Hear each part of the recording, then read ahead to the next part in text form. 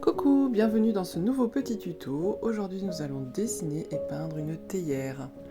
Donc je commence par tracer une ligne verticale parce qu'en fait on va faire attention à la symétrie pour pas que le dessin soit trop bancal. Donc je dessine déjà une demi-théière.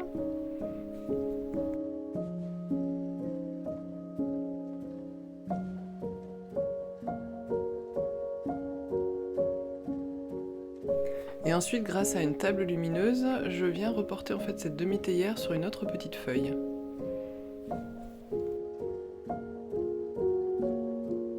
Puis je reprends mon dessin original et je fais cette demi-théière sur ma feuille originale.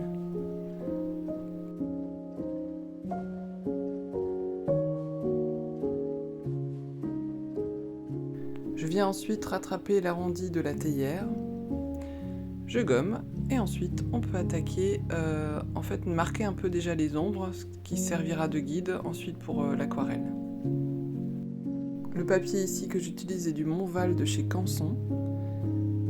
Je reproduis ensuite donc la théière sur mon papier aquarelle parce qu'il ne faut surtout pas trop gommer sur le papier aquarelle. Et j'efface un peu les traits. Donc ici je prends un gris de peine. Et je commence à placer mes ombres en suivant le guide que j'ai fait auparavant. Alors pour reporter le dessin sur le papier, si vous n'avez pas de table lumineuse, vous pouvez très bien vous mettre contre une fenêtre. Ça fonctionne très très bien. Pour la couleur de la théière, je prends de la terre d'ombre naturelle.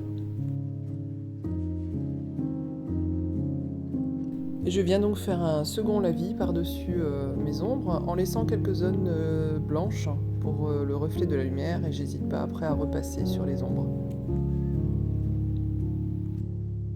Avec du cramoisi d'alizarine, je viens faire des petits tests pour ensuite reporter des roses sur ma théière. Donc voilà, je les place de manière aléatoire par-ci par-là. Puis je prends du vert sapin pour pareil faire quelques petits tests pour les fleurs, savoir si j'en mets 2 ou 3, que je viens ensuite rajouter à mes petites roses.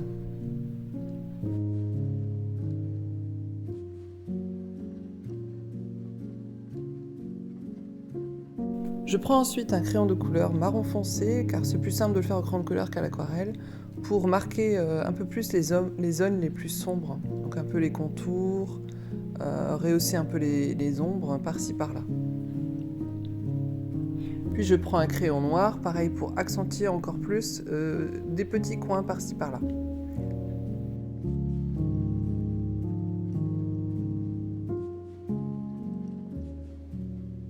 Merci d'avoir regardé ce tuto et à bientôt!